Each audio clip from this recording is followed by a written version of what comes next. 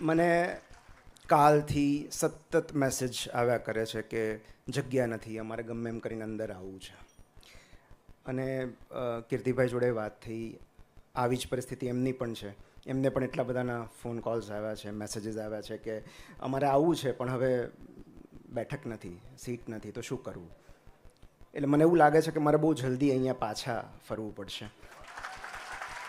પણ હું બિલકુલ તમને સારું લગાડવા નથી કહેતો, કારણ કે એવી જરૂર નથી. છેલ્લા 5 વર્ષમાં જે કાર્યક્રમનો હું ભાગીદાર હોઉં, જેનો હું સાક્ષી હોઉં, એમાં આ શ્રેષ્ઠ કાર્યક્રમ છે. કારણ કે આવા વાઇબ્સ, એક પણ ગીત અત્યાર સુધીનું એવું નહોતું કે જેમાં મારી આંખો ભીની ન થઈ હોય. મને જાહેરમાં રડવું ગમે છે. તો અને કપિલભાઈ અને અર્ચનાબેન, એટલું સુંદર તમારો અવાજ, તમારું પ્રેઝન્ટેશન. બહુ ઓછા એન્કર્સના સંપર્કમાં હું આવતો હોઉં છું. એક અમારો પુનિત છે ભાવનગરનો, અને વન ઓફ ધ બેસ્ટ એન્કર્સ મને એવું લાગે છે. જે રીતનું એમનું પ્રેઝન્ટેશન છે, એમનો અવાજ છે, એમની હ્યુમર છે, એમના પંચીસ છે. અર્ચનાબેનની જે સ્ટોરીઝ એમણે સરસ મજાની બોલિવૂડની લઈ આવ્યા, બહુ જ સુંદર વાત. મારે એ કહેવું હતું, તમે શરૂઆતમાં જિંદગીની વ્યાખ્યાનું પૂછ્યું. રુચિએ બહુ જ સરસ વાત કરી, બંગાળી લેખકની, કે મને મોટી ઘટનાઓમાં ભરોસો નથી, મોટી ઘટનાઓ મને રોમાંચિત નથી કરતી. રોજ સવારે એક ફૂલ ખીલે એ જોઈને હું માની લઉં છું કે ઈશ્વર ક્યાંક છે. કોઈ પતંગિયાને જોઉં એટલે મને બ્રહ્માંડના ચમત્કારમાં શ્રદ્ધા બેસે છે. અને ટાગોરે તો લખ્યું છે કે જન્મ લેતું દરેક બાળક એ સંદેશ લઈને આવે છે કે ઈશ્વરે હજુ માણસ જાતમાંથી શ્રદ્ધા ગુમાવી નથી. અને એટલે જિંદગીને વ્યાખ્યાયિત કરવામાં મને જ્યારે હું વિડીયો જોતો હતો શરૂઆતમાં, ત્યારે મને મારું એક પુસ્તક છે, એને મૃત્યુ ન કહો, એનું પહેલું પ્રકરણ યાદ આવ્યું, જેનું શીર્ષક છે જિંદગી એ બ્રહ્માંડની ઉર્જાનું લક્ષણ છે.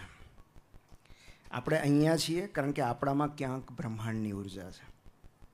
અને એટલે જ આપણે બધા એનું મેનિફેસ્ટેશન છીએ. આપણા થકી કોઈક આ સૃષ્ટિને અનુભવવાનો પ્રયત્ન કરી રહ્યું છે. એટલે આપણે એના નિમિત્ત છીએ.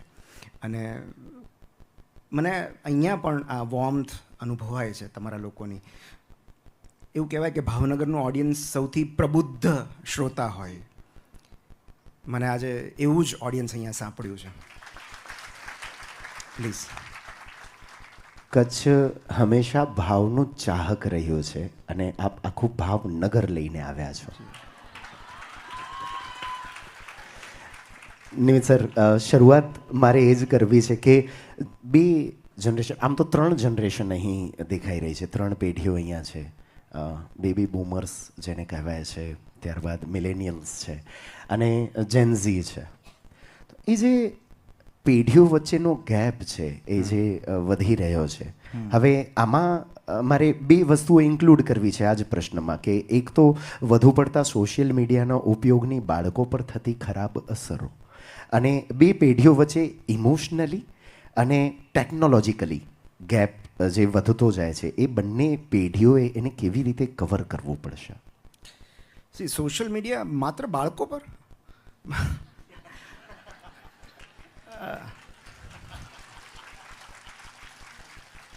બાળકોથી વધારે અસર તો આપણા પર થાય છે અત્યારે.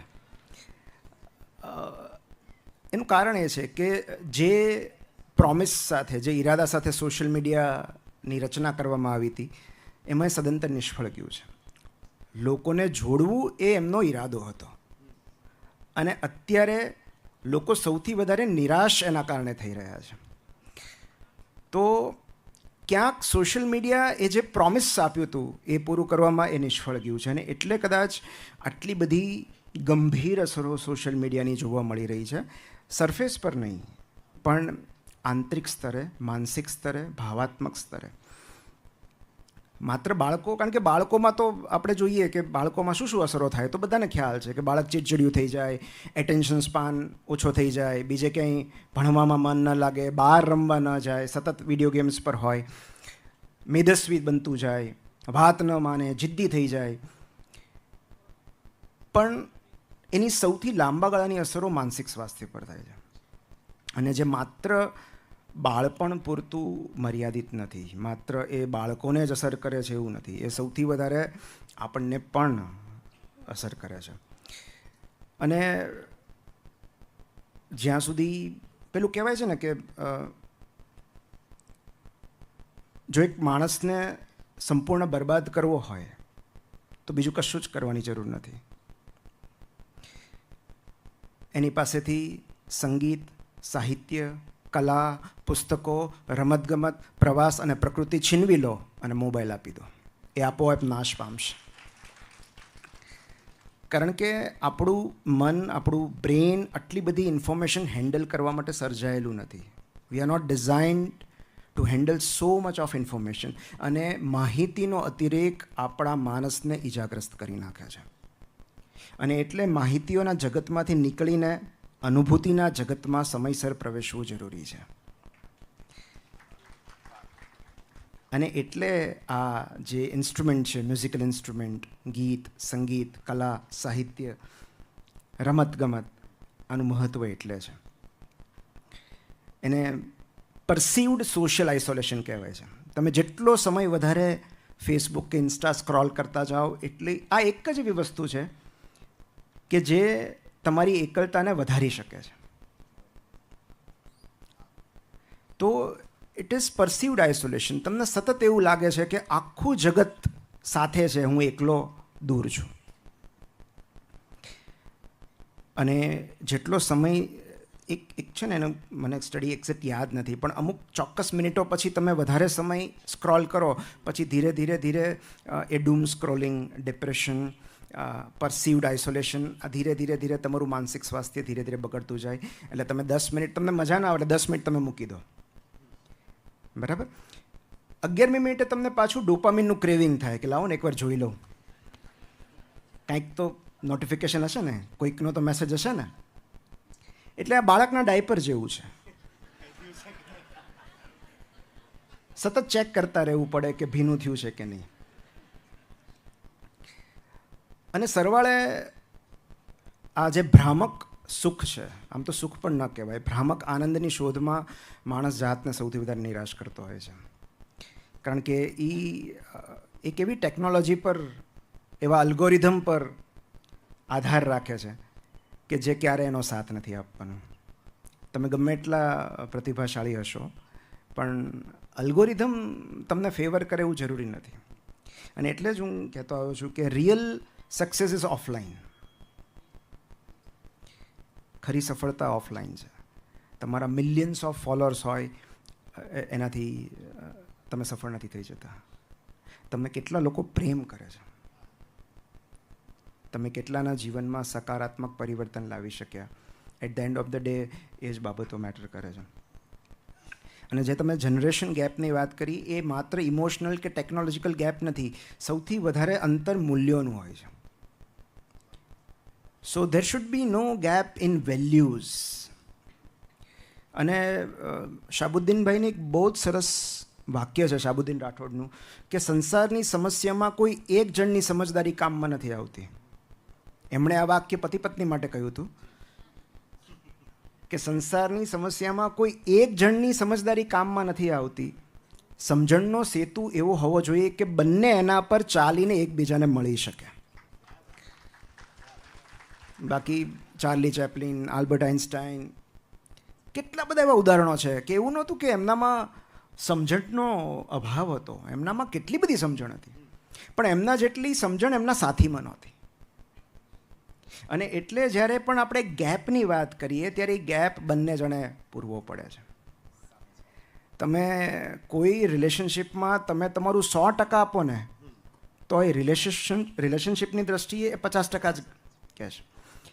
તો સૌથી પહેલાં તો એ અંતર છે એ સ્વીકારવું પડે છે કે મારા ને મારી દીકરી વચ્ચે અંતર છે, મારા ને મારા પપ્પા વચ્ચે અંતર છે, એનું કારણ છે કે એ જે યુગમાં ઉછર્યા છે ત્યારની ઇનસિક્યોરિટીઝ અલગ હતી, મારા વખતની અસલામતીઓ અલગ હતી ને મારી દીકરી વખતે અલગ હશે.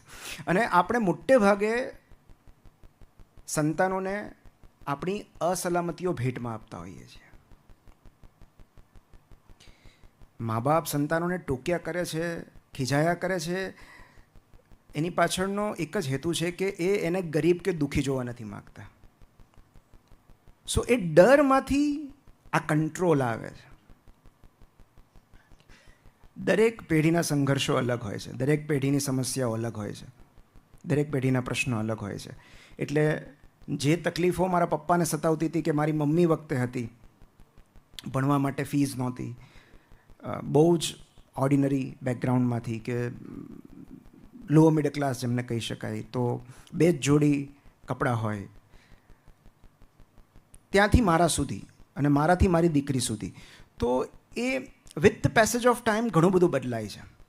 અને એટલે જે એ દ્રષ્ટિ હોય એ પણ બદલાશે. જે સમસ્યાને હું જે રીતે જોઉં છું મારી દીકરી અલગ રીતે જોશે.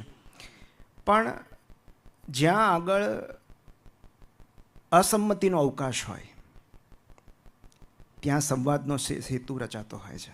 અને જ્યાં સંવાદનો સેતુ રચાતો હોય છે ત્યાં જનરેશન ગેપ નડતો નથી. તો જનરેશન ગેપ ઘટાડવા માટે સૌથી પહેલાં સંવાદ કરવો જરૂરી છે. એ કોમ્યુનિકેશન જો નહીં થાય કે, અને હું તો બહુ મેં વચ્ચે પણ કહ્યું હતું કે બાય ધ વે નૌશાદભાઈ આવ્યા છે અહીંયા, Naushad Khatri, I don't know, એ આવવાના હતા. તો મને એટલે યાદ આવ્યું કે થોડા સમય પહેલાં મારા એક સિનિયર છે અને અમે સાથે હતા MBBSમાં, MS-માં એ 3rd 4th યરમાં હતા જ્યારે હું 1st યર હતો. અને અમારા વચ્ચે કોઈ ગેરસમજણ થઈ અને અમારા વચ્ચે સંપર્ક તૂટ્યો. ખાસા બધા સમય સુધી અમે એકબીજા સાથે વાત ન કરી. અને મને યાદ છે 3rd ડિસેમ્બર એમનો બર્થડે છે, તો મેં એમના બર્થડે એમને વિશ કર્યું. આઉટ ઓફ નો વેર મને ઈચ્છા થઈ કે ચલો હું વિશ કરું. અને તરત એમનો રિપ્લાય આવ્યો, તરત કે thank you so much dear, ઘણા લાંબા સમયથી વાત નથી થઈ, ઇટ સીમ્સ કે આપણા વચ્ચે એક અંતર ઊભું થયું છે, કદાચ હું એના માટે જવાબદાર હોઈશ. એ મેસેજ વાંચીને મેં ઇમિડિયેટલી એમને ફોન કર્યો અને અમારી વચ્ચે 30 મિનિટ વાત ચાલી. And now everything is normal. તો મને એમ થાય છે કે જો મેં એમને મેસેજ ન કર્યો હોત તો એમણે આ કબૂલાત ન કરી હોત કે આપણી વચ્ચે અંતર ઊભું થયું છે. એમણે આ કબૂલાત ન કરી હોત તો મેં ફોન ન કર્યો હોત. અને મેં ફોન કરીને પહેલું એવું જ કીધું કે તમે જવાબદાર ન હોઈ શકો, જો અંતર ઊભું થયું છે તો એના માટે હું પણ 50% જવાબદાર છું. તો નદીઓને દોષ આપીને સેતુ ન બાંધી શકાય. બ્રિજ બનાવવા માટે, સેતુ બનાવવા માટે સંવાદ જરૂરી છે. રિસ્પોન્સિબિલિટી લેવી પડે છે કે હા આપણા વચ્ચે અંતર વધ્યું છે. પણ એ ત્યારે જ શક્ય બને કપિલભાઈ જ્યારે વિલિંગનેસ હોય. વિલિંગનેસ કે મારે તમારી સાથેનું અંતર ઘટાડવામાં મને રસ છે. એટલે જનરેશન ગેપ ઘટાડવામાં જ્યારે બંને પેઢીને રસ હોય ત્યારે મેં જોયા છે કેટલા બધા લોકો, અને મોટે ભાગે એવું બનતું હોય છે કે જે ત્રીજી પેઢી હોય એને પહેલી પેઢી સાથે વધારે ફાવતું હોય છે. મારી દીકરીને મારી કરતાં કે એની મમ્મી કરતાં એના દાદા દાદી સાથે કે નાના સાથે વધારે ફાવે છે. અને એનું કારણ એ છે કે દુશ્મન કા દુશ્મન દોસ્ત હોતા હૈ.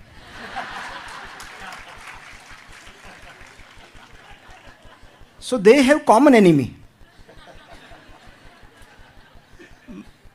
મારી ફરિયાદ મમ્મી પપ્પા કોને કરે? વૃષ્ટિને. મારીને નૃપાની ફરિયાદ વૃષ્ટિ કોને કરે? દાદા દાદીને. અને એટલે એમની વચ્ચેની મૈત્રી એટલી ગાઢ થતી જાય છે કે અમારા કંટ્રોલમાં કશું રહેતું જ નથી પછી. અને મોટે ભાગે એવું બનતું હોય છે કે મેં હમણાં જ એક રીલમાં કહ્યું હતું કે every parent needs a parent. દરેક પેરેન્ટને એક પેરેન્ટની જરૂર હોય છે કે જ્યાં એ પોતાના બાળકોની ફરિયાદ કરી શકે કે આ જિદ્દી છે, નથી માનતી, સાંભળતો જ નથી. અને મોટે ભાગે એ પેરેન્ટ વડીલો હોય છે, દાદા દાદી હોય છે. એટલે અમે પણ ક્યારેક અમારા સંતાનોની ફરિયાદ એમને કહેતા હોય છે. તો એ ક્યારેક સહાયતા કેન્દ્ર કે ફરિયાદ નિવારણ કેન્દ્ર એક જ હોય છે ઘરમાં. પણ મેં એવા ઘણા બધા ફેમિલીઝ જોયા છે કે જ્યાં આટલું બધું પેઢી વચ્ચે અંતર હોવા છતાં એમની વચ્ચેની મિત્રતા હજુય જળવાઈ રહી છે.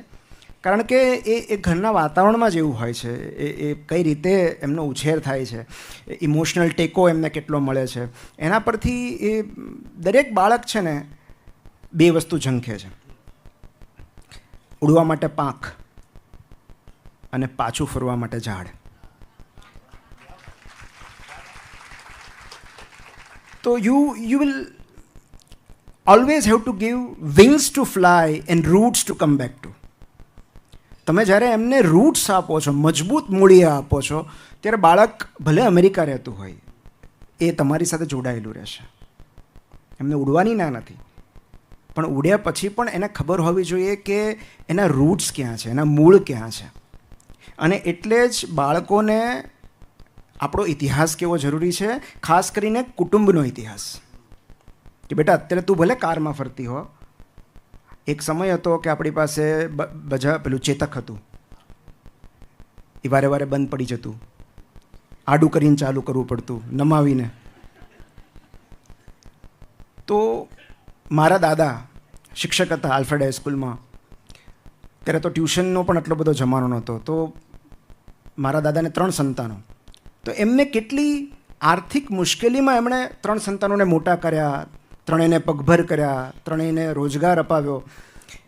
આ બધી વાતો હું જ્યારે મારી દીકરીને કહું છું ને ત્યારે એને ખ્યાલ આવે છે કે હા, હવે જેમ જેમ જેમ જેમ આગળ વધતું જાય છે એમ બધું સુવિધાયુક્ત થતું જાય છે. હવે આપણે ઘણા બધા આર્થિક રીતે સદ્ધર છીએ, પણ પહેલાં આવું નહોતું. અને એટલે જ આપણે જ્યારે આપણા ફેમિલી મેમ્બર્સને હીરો તરીકે પોર્ટ્રે કરીએ છીએ ને ત્યારે આ જનરેશન ગેપ ઘટે છે.